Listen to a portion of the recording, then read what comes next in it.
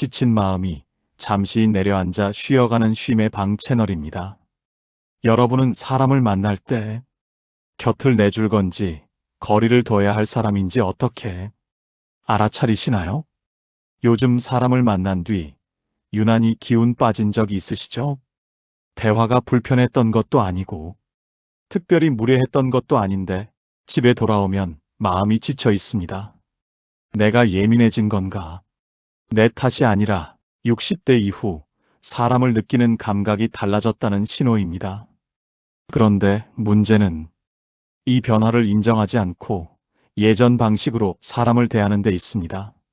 오늘은 곁에 꼭 붙들어둬야 할 사람 유형 5가지와 절대 곁을 내주면 안 되는 사람 유형 3가지 알려드리겠습니다. 사람을 대하는 기준, 오늘부터 바뀌게 되실 겁니다. 구독, 좋아요 눌러주세요. 사람으로 다친 마음 쉬게 해드리겠습니다. 댓글로 알려주세요. 1번. 곁을 내주는 사람에 대한 나만의 기준이 있다. 2번. 잘 모르겠다. 댓글 반응을 보고 다음 영상에서 더 정확히 다루겠습니다. 첫 번째. 설명이 필요 없는 사람의 공통점. 72세 김영수님은 젊었을 땐 말 잘하는 사람이 좋았는데 이젠 말이 적어도 감정 기복이 없는 사람이 좋다오. 김영수님은 가깝게 지내는 2명의 친구가 있습니다.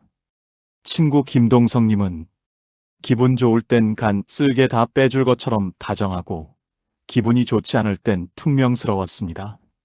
다른 친구 고용식님은 말수는 적지만 언제 만나도 한결같았습니다. 시간이 지날수록 김영수님은 고용식님과 더 자주 연락하게 되었습니다. 심리학에서는 이를 정서적 예측 가능성이라고 부릅니다. 사람은 나이가 들수록 변화보다 안정을 원하게 됩니다. 예측할 수 없는 관계는 무의식적으로 경계하게 되고 그 자체가 스트레스가 됩니다. 말이 많고 표현이 화려한 사람이 나쁜 건 아니지만 60대 이후에 오늘은 어떤 모습일까 걱정하게 만드는 관계는 부담으로 다가옵니다. 기분에 따라 말투가 바뀌고 상황에 따라 태도가 달라지는 사람은 만날 때마다 긴장하게 만듭니다. 반대로 말이 적어도 태도가 일정한 사람은 안심이 됩니다. 이 사람은 내일도 오늘과 같겠구나 하는 신뢰가 쌓입니다. 철학자 몽테뉴는 이렇게 말했습니다.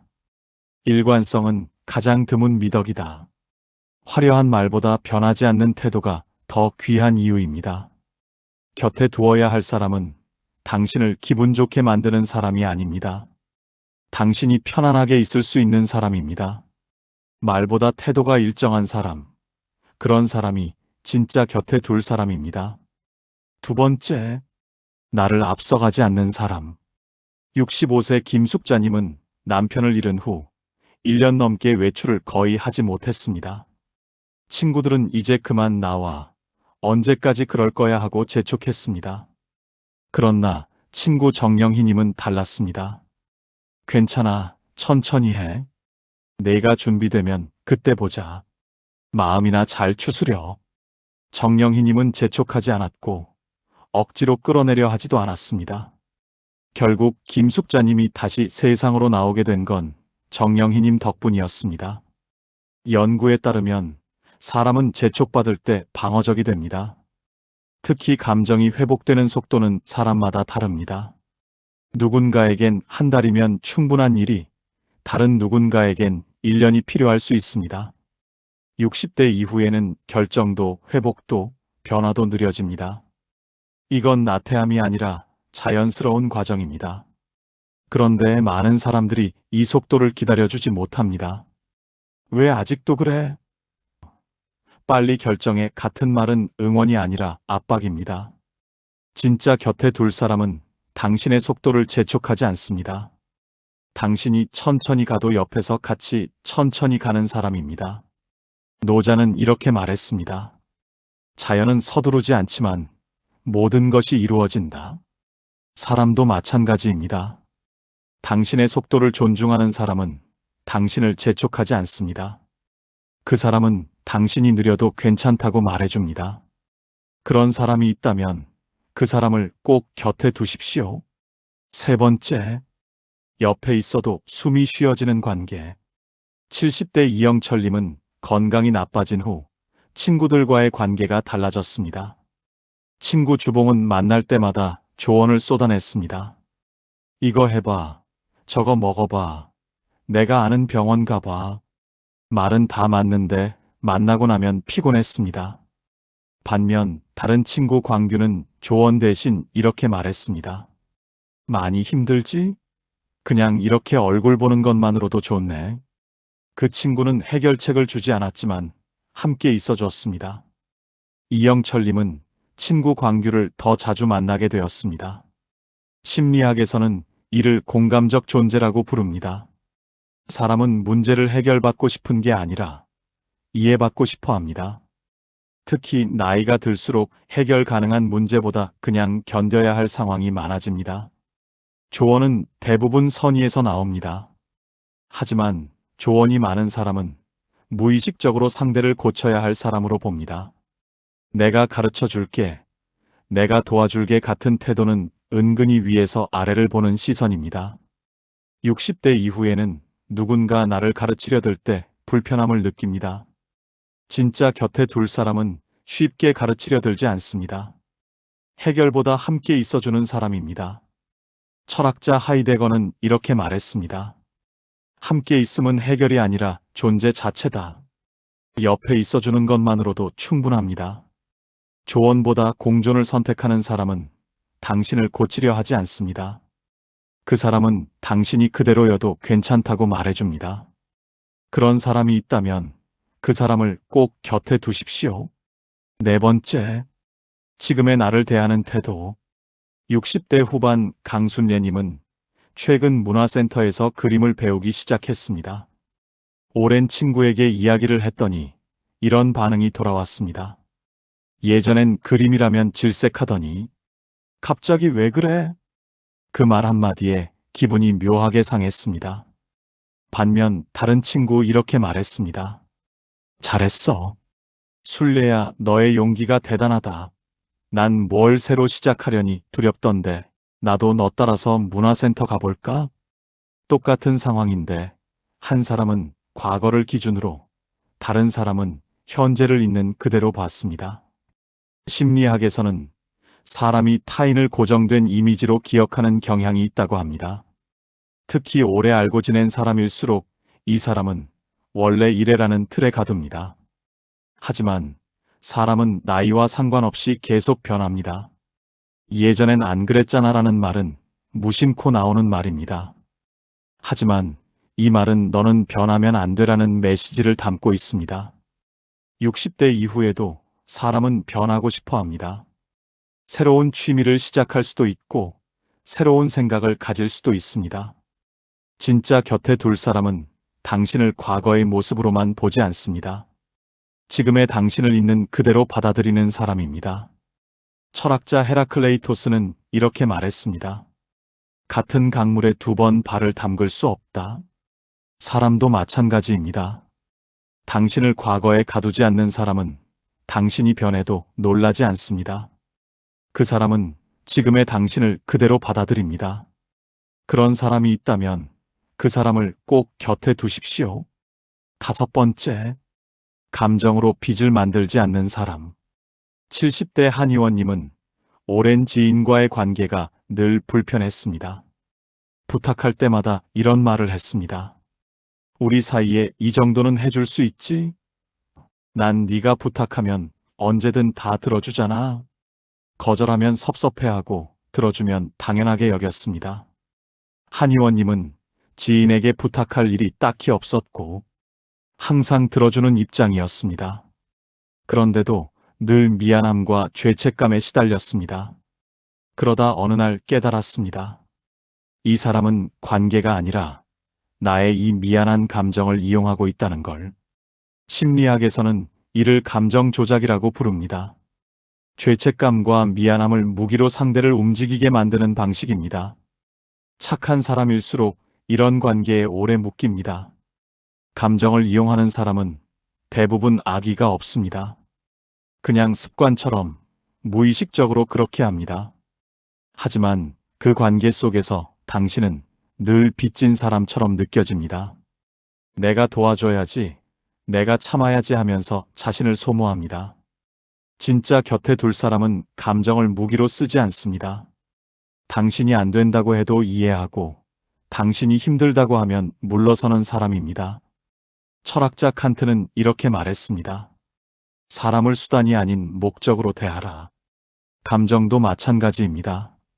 감정을 이용하지 않는 사람은 당신에게 죄책감을 주지 않습니다. 그 사람은 당신이 편하게 거절할 수 있게 해줍니다. 그런 사람이 있다면 그 사람을 꼭 곁에 두십시오. 지금까지는 나이 들수록 더 소중해지는 곁에 남겨야 할 사람 5가지를 살펴봤습니다. 이제부터는 반대 이야기입니다. 겉으로는 좋아 보이지만 함께 할수록 마음과 에너지를 조금씩 소모시키는 사람들입니다. 관계는 좋은 사람을 많이 만드는 것보다 나와 결이 맞지 않는 사람을 곁에서 빼는 것이 중요합니다. 지금부터 절대 곁을 내주면 안 되는 사람 유형 3가지를 알아보겠습니다. 첫 번째, 만날수록 일이 생기는 관계. 60대 이민식님은 오랜 후배와 연락을 주고받았습니다. 그런데 돌이켜보니 그 후배는 늘 도움이 필요할 때만 연락했습니다.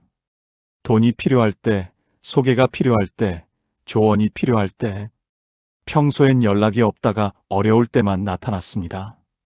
처음엔 나를 믿고 찾는구나, 다른에게 꼭 필요한 존재라니 기분이 좋았습니다.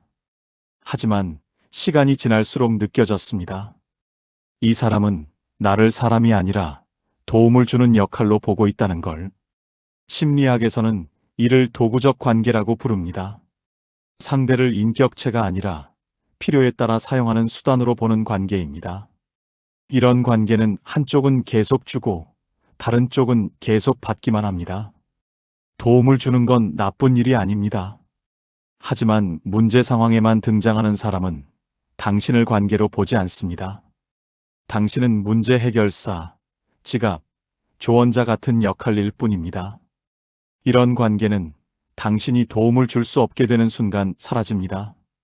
60대 이후에는 이런 관계를 정리해야 합니다. 당신의 에너지는 진짜 소중한 사람에게 써야 합니다. 철학자 아리스토텔레스는 이렇게 말했습니다. 이익을 위한 우정은 이익이 사라지면 끝난다. 진짜 관계는 필요 없을 때도 남아 있습니다. 문제 상황에만 등장하는 사람은 당신을 역할로만 봅니다. 평소엔 없다가 필요할 때만 나타나는 사람, 그런 사람은 곁에 두지 마십시오. 두 번째, 당신을 기준으로 삼는 순간. 60대 후반 김미성님은 오랜 친구와 만날 때마다 묘한 기분이 들었습니다. 그 친구는 늘 은근하게 비교했습니다. 너는 좋겠다. 자식들이 효자라. 너는 좋겠다. 남편이 건강해서. 말은 부러워하는 것 같은데 묘하게 비꼬는 표정이 보였습니다. 김미성님이 좋은 일이 있을 때마다 그 친구는 불편해하며 이야기를 했습니다. 어느 날 깨달았습니다. 이 사람은 내가 불행해야 편한 사람이라는 걸. 심리학에서는 이를 비교 의존이라고 부릅니다. 자기 삶의 기준을 스스로 세우지 못하고 남과 비교해서만 만족을 느끼는 심리입니다. 이런 사람은 당신이 행복할 때 불편해합니다. 비교하는 사람은 악의가 있는 게 아닙니다. 그냥 자기 삶의 만족을 다른 사람과의 비교에서 찾습니다. 하지만 이런 관계는 결국 당신을 지치게 만듭니다. 당신이 좋은 일이 생겨도 마음 편히 말하기 어렵습니다. 이 사람한테 말하면 또 비교하겠지 하는 생각이 들기 때문입니다. 진짜 곁에 둘 사람은 당신이 편해질수록 같이 기뻐하는 사람입니다. 당신을 비교 기준으로 쓰는 사람은 곁에 두면 안 됩니다. 철학자 에픽테토스는 이렇게 말했습니다. 남과 비교하지 말라. 그것은 내 평화를 빼앗는다. 다른 사람의 평화까지 빼앗는 사람도 있습니다. 당신을 비교 기준으로 쓰는 사람은 당신이 행복해도 기뻐하지 않습니다. 당신이 편해질수록 불편해하는 사람, 그런 사람은 곁에 두지 마십시오. 세 번째, 감정 쓰레기통이 되는 관계. 70대 초반의 홍태란님은 오랜 지인과의 통화가 늘 무거웠습니다. 그 지인은 전화할 때마다 억울함, 분노, 서러움을 쏟아냈습니다. 처음엔 들어줬습니다. 이 사람이 힘들구나 싶어서 공감해줬습니다. 하지만 시간이 지나도 똑같은 이야기가 반복되었습니다. 듣고 나면 그분의 감정까지 무거워졌습니다. 그러다 깨달았습니다. 이 사람은 감정을 정리하려는 게 아니라 그냥 쏟아내고 있다는 걸. 심리학에서는 이를 감정 전가라고 부릅니다. 자기 감정을 정리하지 않고 계속 다른 사람에게 넘기는 방식입니다. 듣는 사람은 공감해주지만 말하는 사람은 해결하려 하지 않습니다. 감정을 나누는 것과 감정을 떠안기는 다릅니다. 공감은 상대의 감정을 이해하는 것이지만 떠안기는 상대의 감정을 내가 해결해야 한다고 느끼는 겁니다.